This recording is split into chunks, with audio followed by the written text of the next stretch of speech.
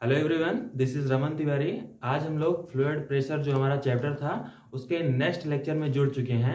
इससे पहले वाले दो पार्ट में हम लोगों ने पहले पार्ट में फ्लूइड प्रेशर को देखा था, दूसरे पार्ट में हम लोगों ने देखा था प्रेशर क्या होता है और प्रेशर की डिफिनीशन को स्टडी किया था। उसके बाद नेक्स्ट पार्ट में हम लोगों ने क्या किया था कि जो फ्लूइड प्रेशर था उसका डिटेल्ड एक्सप्लेनेशन देखा था और उसको एटॉमिक मॉडल से रिलेट करके हम लोगों ने क्या किया था, पढ़ा था। अब ये उसी के आगे का नेक्स्ट पोर्शन है। अगर पिछला वाला दोनों पार्ट आप लोगों ने नहीं देखा है तो जरूर देखिएगा।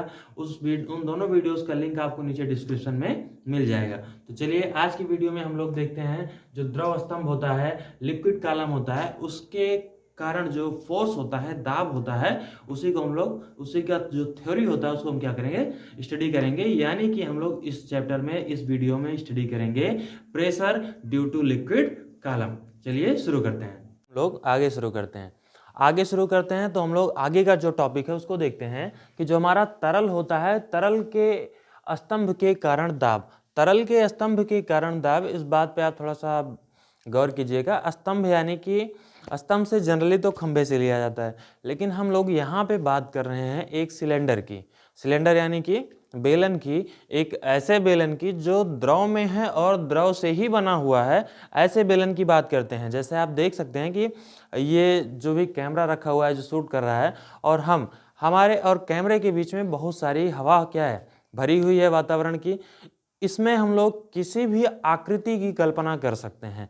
मान सकते हैं कि बीच में कहीं ना कहीं सिलेंडर हो सकता है, हवा में हवा का ही बना हुआ सिलेंडर हो सकता है, हवा में हवा का बना हुआ घन हो सकता है, घनाभ हो सकता है, कोई गोला हो सकता है। मतलब किसी तरल में हम उसी तरल से बने हुए किसी भी आकृति की कल्पना कर सकते हैं। इसमें भी हम लोग मेनली हमने कहा था कि जो फ्लूइड होता है, तरल होता है, उसमें ज़्यादातर जो परीक्षण में प्रयोग किया जाता है वो द्रव होता है। गैसों को बहुत कम परीक्षण में प्रयोग किया जाता है। तो जो द्रव होता है मुख्यतः उन्हीं को हम क्या कहते हैं, तरल कहते हैं, जबकि गैसें भी तरल के अंतर्गत आती हैं।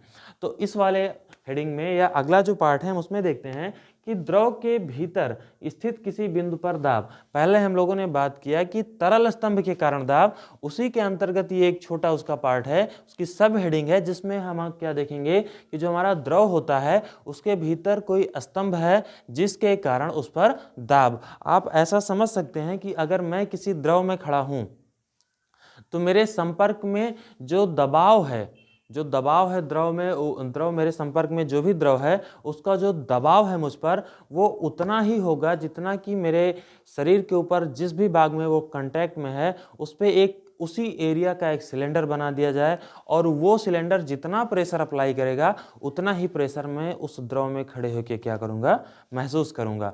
मतलब कि हम लोग माने कि कोई कंटेनर है, कोई बर्तन है जिसमें पूरी तरह से द्रव क्या है, भरा हुआ है, और उस कंटेनर के भीतर एच गहराई पर कोई बिंदु बी स्थित है।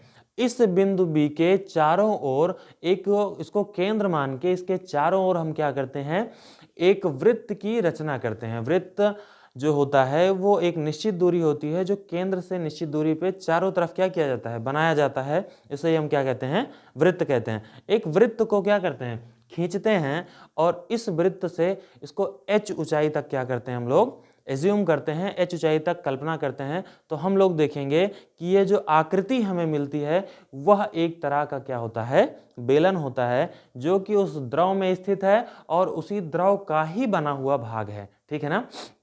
इसमें लिखा भी आपको क्या लिखना है, या लिखा भी ये जाता है कि माना कि किसी द्रव में उसके स्वतंत्र तल का सीधा सा मतलब होता है, कंटेनर होता है तो तीन तरफ से वो क्या होगा, बंद होगा, कवर्ड होगा, और एक तरफ से ओपन होगा। जिस तरफ से ओपन होता है उसी को हम लोग क्या बोलते हैं, स्वतंत्र तल बोलते हैं। तो स्वतंत्र तल से एच गहराई पर स्थित है। नीचे से देखेंगे तो किसी लंबाई को ऊंचाई बोलते हैं, जबकि उसी लंबाई को अगर हम ऊपर से देखेंगे तो उसी लंबाई को क्या बोलते हैं, गहराई बोलते हैं। ठीक है, आगे देखते हैं। बिंदु बी को केंद्र मानकर एक वृत्त खींचते हैं, और उस वृत्त का जो हमारा क्षेत्रफल होता है वो क्या होता है, ए होता है।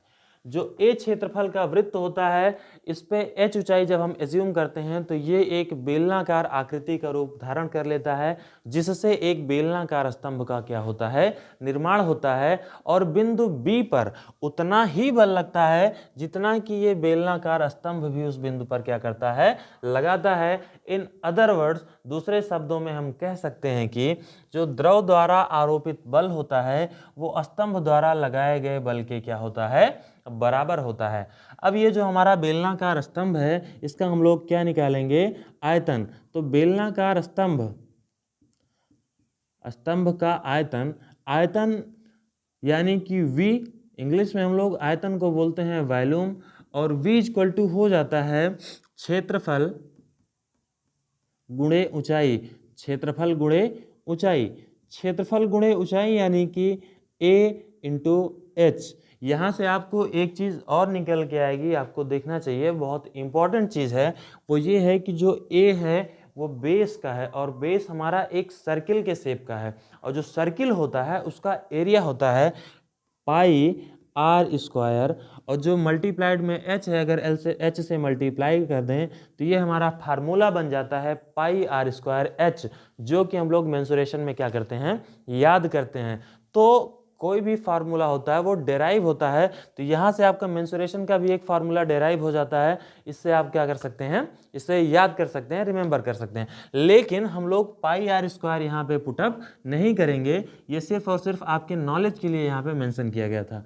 V equal to A multiplied by H हो जाएगा, और हम सभी जानते हैं जो हमारा द्रव्यमान होता है जिसको हम लोग मास बोलते हैं, मास इक्वल टू होता है रो मल्टीप्लाइड बाई V, यानी कि आयतन गुणे घनत्व, जहाँ पे हमारा रो घनत्व होता है और V क्या होता है, आयतन होता है। अब हम लोग यहाँ पे देखें तो यम को यम ही रहने देते हैं, रो को रो रहने देते हैं, V की जगह वैल्यू पुट कर देते हैं A इंटू एच, तो ये हो जाएगा यम इक्वल टू AH रो।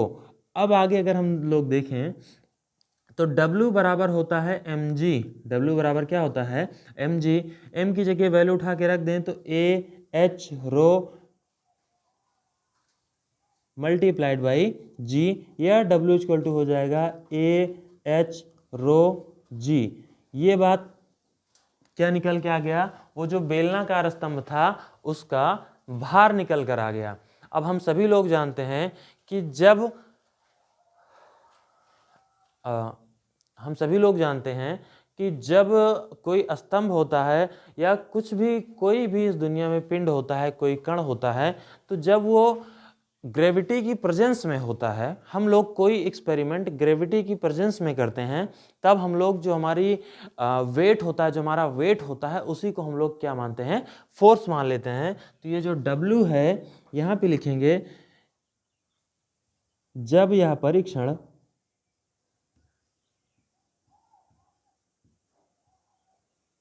गुरुत्व की उपस्थिति में हो, गुरुत्व की उपस्थिति में हो, तब W इक्वल टू F हो जाता है, यानी कि F बराबर भी हमारा हो जाएगा AH rho multiplied by G। ये हमारा F की वैल्यू निकल के आ गई। और हम लोग जानते हैं जो दाब होता है, दाब बराबर होता है बल बटे क्या होता है, क्षेत्रफल।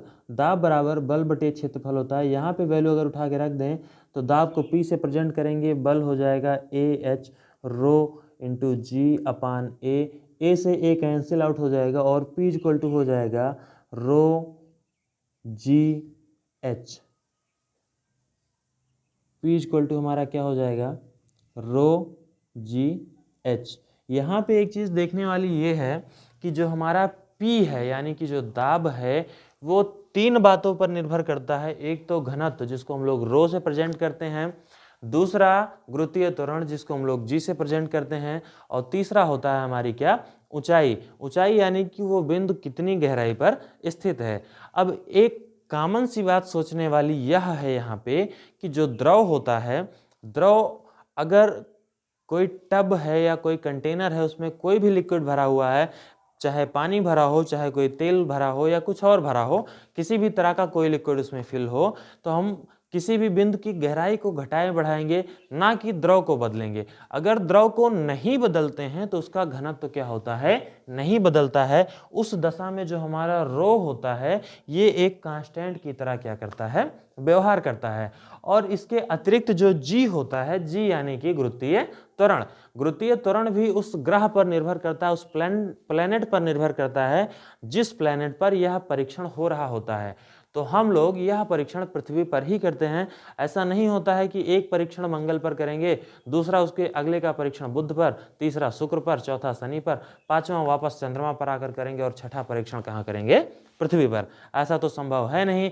हम सभी परीक्षण को कहाँ करते हैं, पृथ्वी पर करते हैं। इसलिए जो हमारा जी होता है वो भी एक कांस्टेंट की तरह व्यवहार करता है। और इन दोनों के जब कांस्टेंट हो जाने पर जो टोटल प्रेशर का मान होता है वो पूरी तरह से निर्भर करता है एच पे।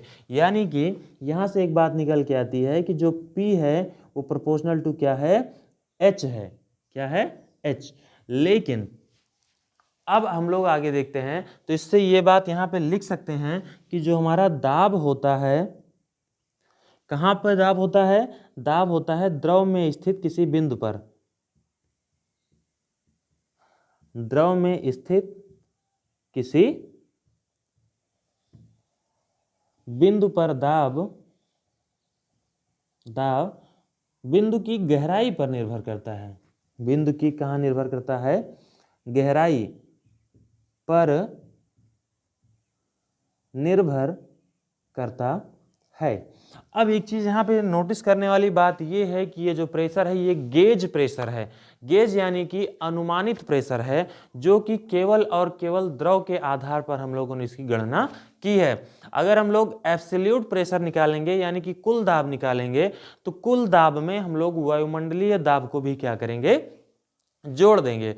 अब हम लोग देखते हैं कि जो हमारा एब्सोल्यूट प्रेशर होता है उसको हम लोग पी डैश से लिखते हैं, और जो हमारा वायुमंडलीय दाब होता है उसको लिखते हैं P A. A stands for atmosphere, वायुमंडल, and P stands for pressure. और उसके बाद नॉर्मल पी जो गेज प्रेशर होता है। अगर हम लोग वैल्यू पुटअप कर देते हैं तो हमारा वैल्यू फॉर्मूला निकल के आता है P absolute pressure equal to P A plus rho G H. यही हमारा क्या होता है, एब्सोल्यूट प्रेशर होता है। किसी लिक्विड के अंदर किसी बिंदु पर दाब की क्या होती है, यही वैल्यू होती है। एब्सोल्यूट प्रेशर का फॉर्मूला होता है P dash equal to P A plus rho G H, जबकि जो हमारा गेज प्रेशर होता है उसका फॉर्मूला होता है P equal to rho G H. और इससे एक बात ये निकल के आती है कि जो हमारा गेज प्रेशर होता है वो केवल और केवल उस बिंदु की गहराई पर क्या करता है, निर्भर करता है। अब हम लोग इस पे आधारित प्रश्न को देखते हैं, उसके बाद वीडियो को फिनिश करते हैं। ठीक है, स्क्रीनशॉट लेना हो तो आप लोग ले सकते हैं। हाँ, तो हम लोग अब इस क्वेश्चन में देखते हैं। क्वेश्चन है हमारा, एक गोताखोर समुद्र से 30 मीटर की गहराई पर तैर रहा है। उस पर लगने वाला जो कुल दाब होगा वो कितने वायुमंडलीय दाब के क्या होगा, बराबर होगा। इसमें हम लोग क्या निकालेंगे, जो हमारा वायुमंडलीय दाब है पी ए, यानी कि जो हमारा पी है गेज प्रेशर है, उसका रिलेशन निकालेंगे किससे, वायुमंडलीय दाब से। अब हम लोग इस न्यूमेरिकल को शुरू करते हैं। तो इस न्यूमेरिकल को स्टार्ट करने से पहले हम लोग जानते हैं जो हमारा गेज प्रेशर होता है, अनुमानित दाब होता है, उसका सूत्र होता है P equal to rho G H, जहाँ पे जो हमारा रो होता है वो होता है द्रव का घनत्व। जो हमको दिया हुआ है समुद्र के जल का घनत्व 1000 किलोग्राम प्रति मीटर क्यूब होता है। जी का मान होता है 10 मीटर प्रति सेकंड स्क्वायर, और एच का जो हमारा मान हो जाएगा वो हो जाएगा हमारा क्या, 30 मीटर। इसको जब हम लोग निकालेंगे तो P इक्वल टू हो जाएगा 1000 गुणे 10, ये हो जाएगा 10,000, यानी कि 10 की घात 4 गुणे 30 किलोग्राम। ये मीटर क्यूब था, यहाँ पे मीटर था, यहाँ पे मीटर था, कट जाएगा, किलोग्राम प्रति मीटर सेकेंड स्क्वायर। इसको लिख सकते हैं हम लोग P बराबर हो जाएगा 3 गुणे 10 की घात 5 किलोग्राम प्रति मीटर सेकेंड स्क्वायर को हम लोग लिख सकते हैं न्यूटन प्रति मीटर, न्यूटन प्रति मीटर स्क्वायर लिख सकते हैं। और इसी को हम लोग लिख सकते हैं P बराबर 3 मल्टीप्लाइड बाई 10⁵ पास्कल। क्या लिख सकते हैं? पास्कल। इससे पहले वाले वीडियो में हम लोगों ने देखा था कि एक बार बराबर होता है, एक बार जो होता है वो हमारा वायुमंडलीय दाब का मात्रक होता है। और कितने वायुमंडलीय दाब के बराबर होगा, इसका सीधा सा मतलब है कि बार और पास्कल में क्या निकालना है, रिलेशन। एक बार बराबर होता है 10⁵ पास्कल, यानी कि अगर हम लोग 1 पास्कल की बात करें, 1 पास्कल की बात करें तो वो हो जाएगा 1/10⁵ बार। जहाँ पे हमारा पास्कल है उसको हम लोग अगर बार में निकालें तो P बराबर हो जाएगा 3 × 10⁵ गुणे 1/10⁵ बार, यानी कि 10⁵ से 10⁵ कैंसिल आउट हो जाएगा, P बराबर हो जाएगा 3 बार। यानी कि जो हमारा गेज प्रेशर है वो 3 वायुमंडलीय दाब के क्या होगा, बराबर होगा। अब अगर इसके बाद हम लोग एब्सोल्यूट प्रेशर की गणना करें तो जिसको हम लोग P' मानते हैं, P' इक्वल टू हो जाएगा PA प्लस P, P यानी कि गेज प्रेशर, PA 1 बार वायुमंडलीय दाब, और जो हमारा क्या होगा गेज प्रेशर होगा वो हो जाएगा 3 बार। जहाँ पे बार हमारा वायुमंडलीय दाब का मात्रक है, जो ज़्यादातर किस में यूज किया जाता है, मौसम विज्ञान में यूज किया जाता है। तो उस गोताखोर पर जो एब्सोल्यूट प्रेशर होगा, वास्तविक दाब होगा, वो 4 बार यानी कि 4 वायुमंडलीय दाब के क्या होगा, बराबर होगा। अब हम लोग अगले वीडियो में पास्कल का नियम देखेंगे और पास्कल के नियम से संबंधित अनुप्रयोग देखेंगे। तब इसी बात पे इस वीडियो को हम लोग समाप्त करते हैं। तब तक के लिए आप लोग स्वस्थ रहिए, मस्त रहिए।